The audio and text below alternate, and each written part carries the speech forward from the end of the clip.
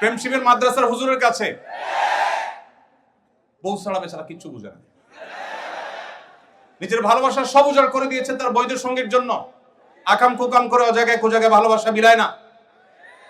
এদেশে যত আত্মহত্যা করেছে তরুণেরা অপরিণত বয়সে প্রেম নামক এই অবৈধ রিলেশন করতে গিয়ে, যত বাবা মায়ের বুক খালি হয়েছে, যত বাবা মায়ের সাথে সন্তানের সম্পর্ক নষ্ট হয়েছে, যত সন্তান ঘর ছাড়া হয়েছে, যত তরুণের পড়াশোনা ধ্বংস হয়েছে, যত তরুণের ক্যারিয়ার নষ্ট হয়েছে, যত মানুষের চাকরি জীবন ধ্বংস হয়েছে, যত সংসার ভেঙেছে, যত বাচ্চারা মা বাবার স্নেহ হারা হয়েছে, এই সবগুলোর জন্য তথাকথিত বিবাহ বহির্ভূত অবৈধ ভালোবাসার প্রমোটাররা আসামি।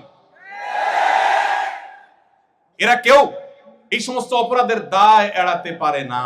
নবী সাল্লাল্লাহু আলাইহি ওয়াসাল্লাম বলেছেন, যে মানুষ, যে যুবক, যে তরুণ, যে মুসলমান নিজের দুই চোয়ালের মধ্যবর্তী অঙ্গ অর্থাৎ তার মুখকে এবং তার দুই পায়ের মধ্যবর্তী অঙ্গ অর্থাৎ তার সম্ভ্রমকে রক্ষা করতে পারবে, এগুলো সে হারাম পথে ব্যবহার করবে না, এই দায়িত্ব এবং গ্যারান্টি যে যুবক যুবতী, যে মানুষ নিবে, নবী সাল্লাল্লাহু আলাইহি ওয়াসাল্লাম বলেছেন কিয়ামতের দিন আল্লাহর কাছ থেকে জান্নাত পাইয়ে দেওয়ার দায়িত্ব আমি নিলাম।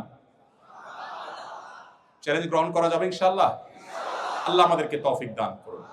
পশ্চিমাদের ভালো জিনিসগুলো নেবেন, এই সমস্ত ফালতু জিনিস নেবেন না। আল্লাহ আপনাদের আমাদের সবাইকে হেফাজত রাখার